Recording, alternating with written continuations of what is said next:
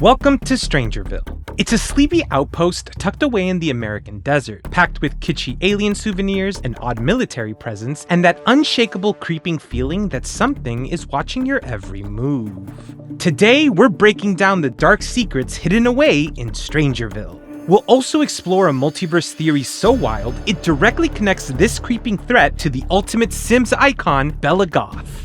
StrangerVille was the 7th game pack released for The Sims 4 back in 2019. That timing is actually pretty interesting. It wouldn't be long before the idea of a global virus, desperate vaccine races, and infected populations became a very real thing for all of us. We're gonna take a deep dive into the town, its unsettling lore, and all of its kooky inhabitants. StrangerVille is completely unique because it remains the first and only DLC for The Sims 4 that is entirely story-driven. It's actually surprising how few players have fully experienced the story of StrangerVille for themselves. So what better time to uncover the truth than today? Let's strap on our hazmat suits to descend into the crater of the weird, dark truth of StrangerVille.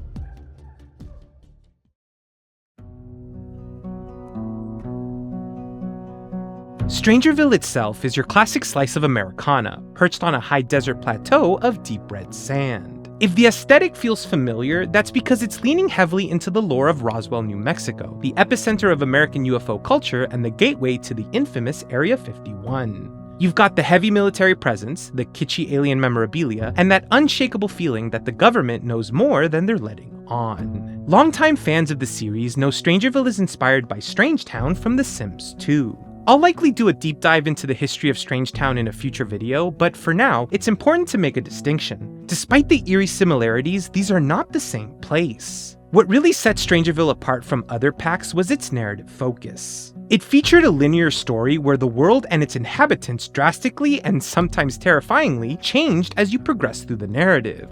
The moment you load into StrangerVille, you can sense that something is off. You're immediately hit with reports of suspicious locals, while military convoys and government scientists have basically taken over the town. If you start poking around and talking to the townsfolk, the rumors all lead back to one place, the secret lab tucked away in the nearby crater. The word on the street is that there was an explosion there recently, and all of the scientists around town are refugees from that lab. They'll admit their focus has shifted to the town itself, but the second you ask why, they completely shut down. It gets weirder though. The local conspiracy theorists claim that since the explosion, absolutely nothing has gone in or out of that facility. And as if things couldn't get any weirder, you soon realize that when people talk about the suspicious locals, aren't actually referring to the military or the scientists. No, the real threat is much more unsettling.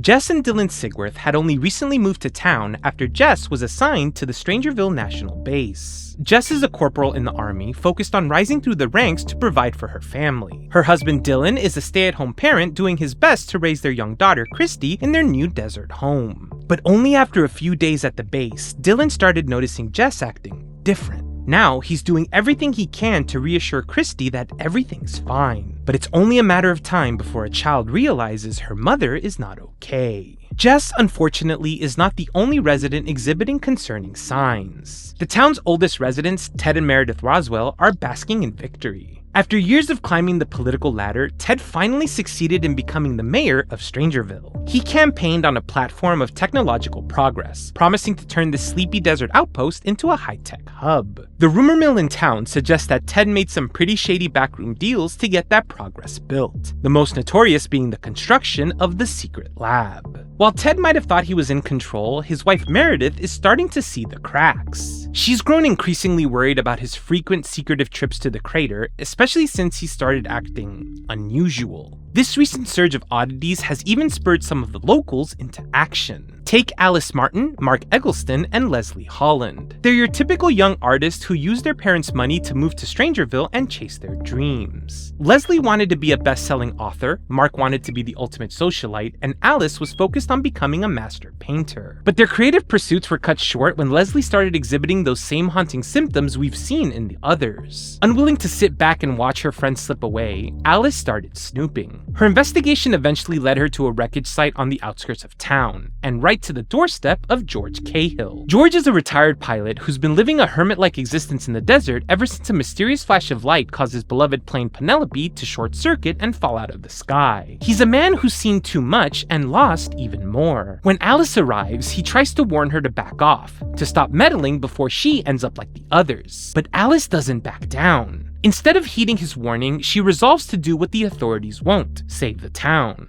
If you actually try to talk to one of the suspicious locals, they only respond back with chilling cryptic phrases. Our eyes are open.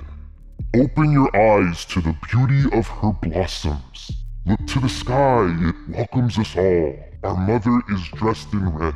She is beauty. Accept her gifts and all will be well. At this point, it's clear. Whatever happened in that crater didn't stay there. Something has taken hold of this town, and if you want to find out what, the locals point you towards the edge of town, to a cluttered little curio stall run by Erwin Pries. Erwin's a timid conspiracy theorist who has been in the midst of the ongoing StrangerVille mystery. He's friends with both Alice and Jess, and was the first to raise the siren over the events befalling the town. That being said, something has recently caused him to keep his head down, as he not only advises Alice not to go snooping around, but he also seems to be monitored, as seen by the pulsing sensor emitting from his body. Apropos of nothing, but have you ever noticed how Erwin and Eliza Pancakes are the spitting image of one another? Same build, same hair colors, same eye color, freckles, glasses, like it's not just me, right? Their initials are even the same. Now, to be fair, Eliza's maiden name is Hastings, but let's be so for real. I think Erwin might actually be a clone or long-lost sibling of Eliza Pancakes. I know it's a long shot, but the similarities are just too on the nose to ignore. Regardless of his true identity, Erwin is a huge fanatic of alien lore. He sells various tchotchkes and alien memorabilia, but he has a secret inventory that he might offer you if you prove you're keen on saving the town. Erwin reveals that these bizarre plants have been popping up all over town, and that it's the real reason the scientists are swarming StrangerVille. And bizarre is honestly putting it lightly. These things look like something straight out of a 1950s sci-fi horror flick. They're pulsing, glowing, and according to the local rumors, it looks like something is actually growing inside them, just waiting for the right moment to burst out. Erwin suggests that if you want the truth, you have to go to the source. He points you towards the secret lab, mentioning a convenient breach in the perimeter near the back gate. A massive military truck overturned, smashing right through the fencing and giving you a clear path inside. But as soon as you step onto the grounds, the atmosphere shifts. The lab isn't just abandoned, it's been reclaimed. The bizarre plants are everywhere, and inside, the lab looks as if everything was suddenly dropped and abandoned, a moment stuck in time. Unfortunately, you're unable to investigate much deeper into the lab as a sealed high-security door blocks your path. With no other recourse, you're forced to head back to town and locate an entry card. By snooping through archives, bugging military personnel, or befriending the right people, you eventually get your hands on a key card. By the way, thanks Erwin for sending me into the dangerous lab without a key that you obviously had in your possession. With the key in your hand, you open the sealed door and descend down to the basement of the lab. What's down here is unlike anything else seen in StrangerVille. The labs are filled with futuristic containers holding the exact same flowers seen above ground. There are monitors detailing biological information and, most concerningly, rooms full of hazardous waste. Unfortunately, it's not possible to investigate any further because the corridor leading deep into the lab is covered in a thick purple mist. Any attempt to enter just leaves you dazed and forces you to turn right back around. You decide to return to town to ask more about the strange spores, but that's when you notice you've made a grave mistake. Opening the lab door released something into the air. The sky has shifted into an eerie color, the town is even more covered in these bizarre plants, and more townsfolk appear to have become possessed. It looks like your actions have brought danger to StrangerVille, and now it's up to you to fix it.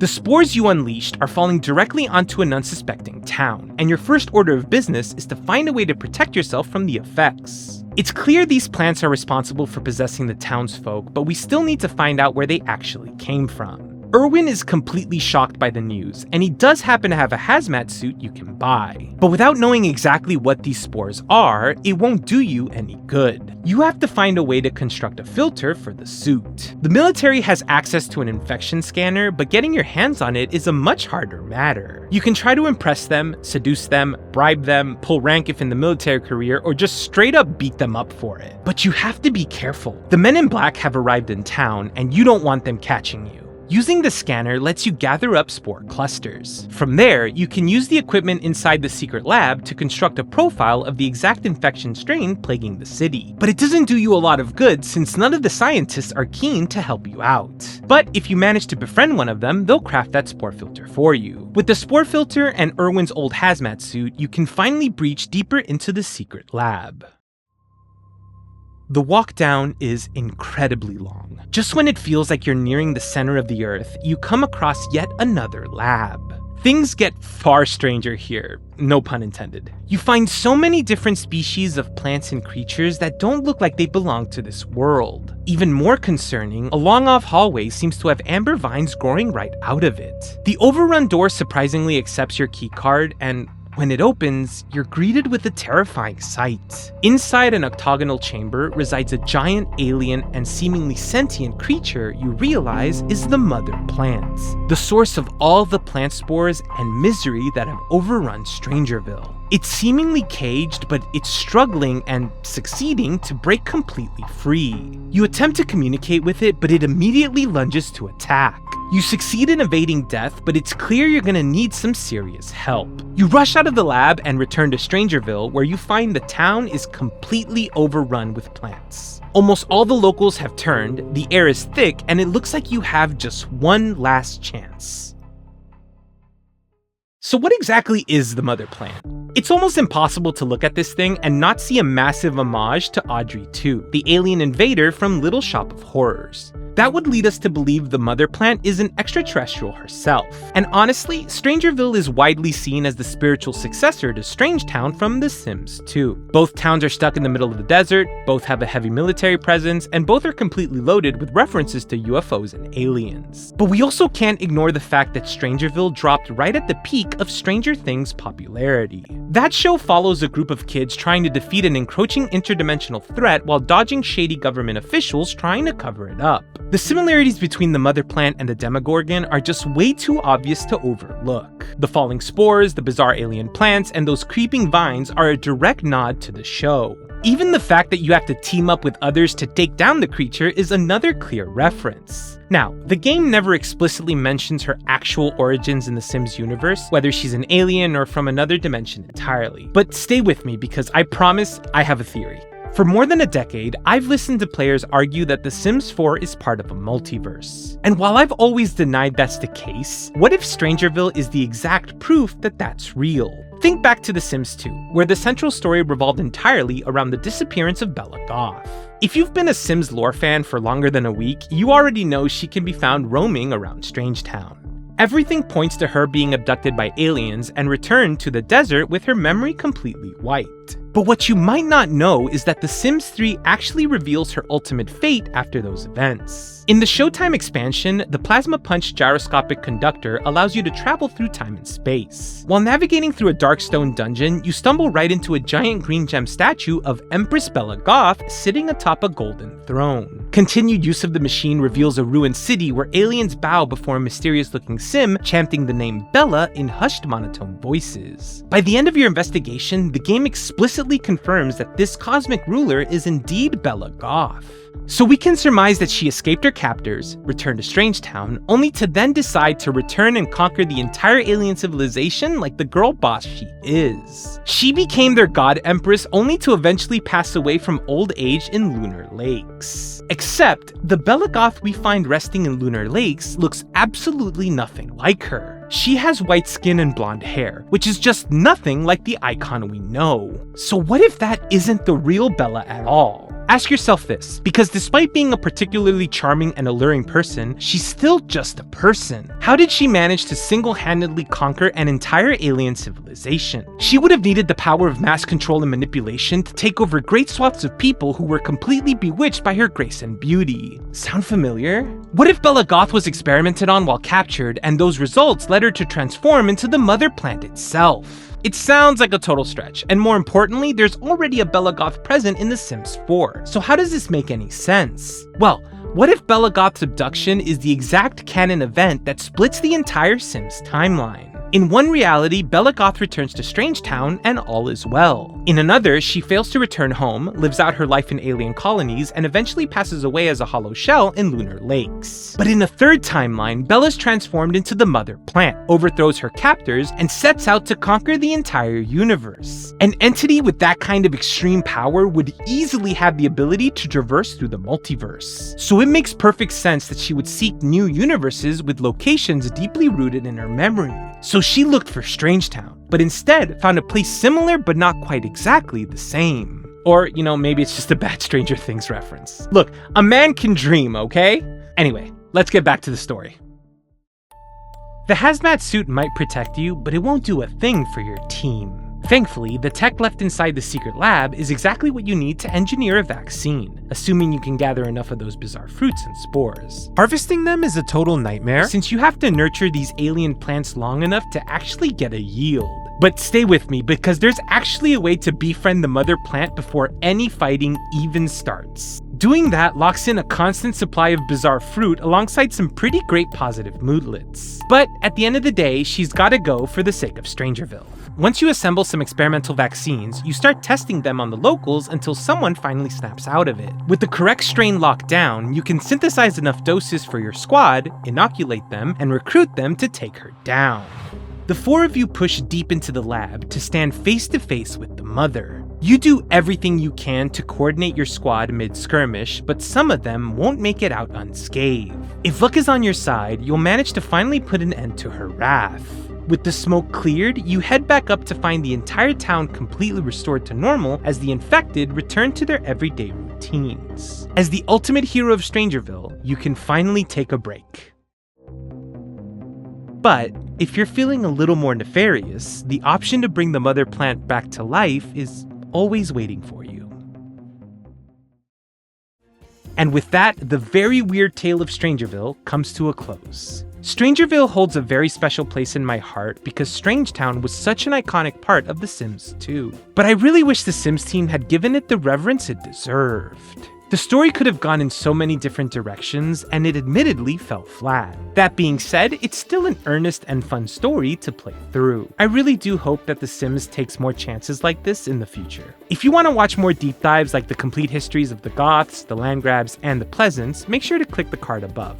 And remember, I'm currently building a fully lore-accurate save file that drops The Sims 4 right onto the main timeline as a direct prequel to The Sims 2. You can get it over on my Patreon, and the link is in the description. To my current patrons, thank you so much for your support. These videos wouldn't be possible without you. Yes, you. I'm talking specifically you.